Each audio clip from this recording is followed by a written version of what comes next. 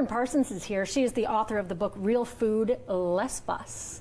And Lauren is here, and we're going to be talking about maintaining wellness, shall we say, through the holiday season. So let's start there. Yeah.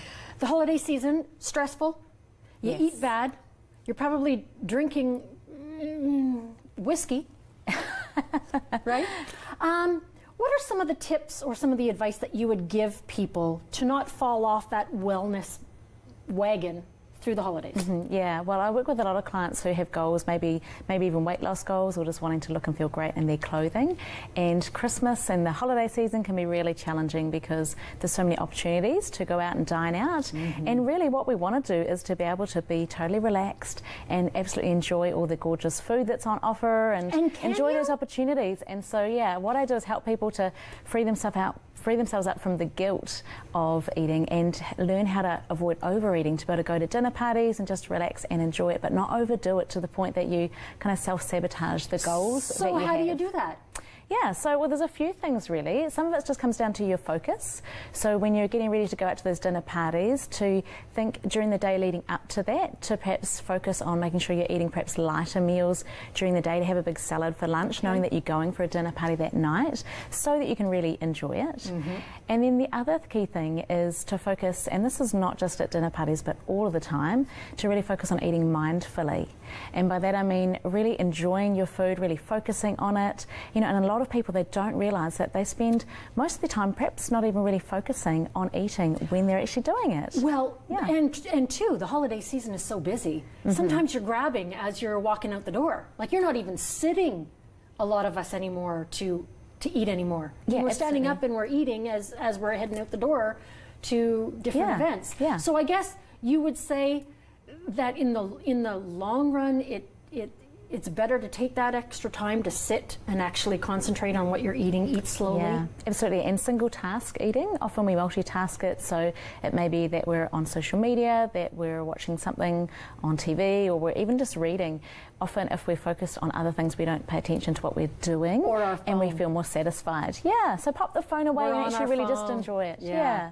And the other thing around, so that's when it's good to focus on your food, but another key strategy I have, if you're going out to lots of events and there's lots of hors d'oeuvres and canapes, is just to focus on really engaging with people.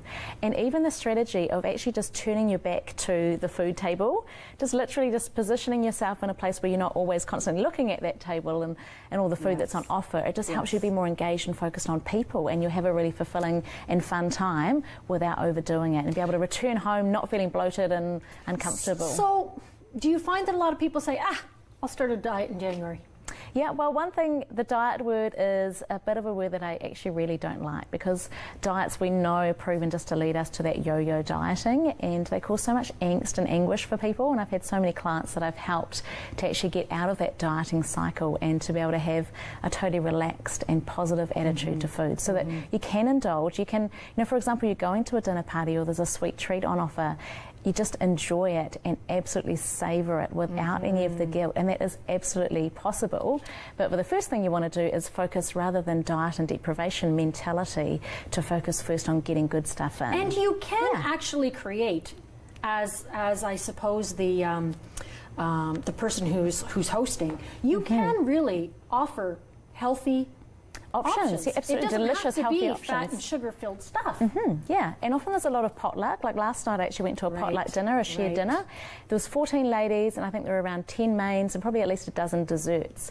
So one thing you can do in that situation is to take a dish that you know is going to be really healthy for yourself, that you can enjoy, and then just be selective, because sometimes we look at that and we think, I've got to try everything, but actually you absolutely have the choice just to focus in on a few things that you want. When it came to dessert last night, there was a beautiful trifle someone had made from scratch, so I had some of that, some fruit salad, and one chocolate truffle, and it was delicious, and I totally enjoyed it, but I didn't feel I had to try everything, which would have left me feeling just less than my best, People, at the time I think, and later. too, me included, seem to forget the calories that's in drinks.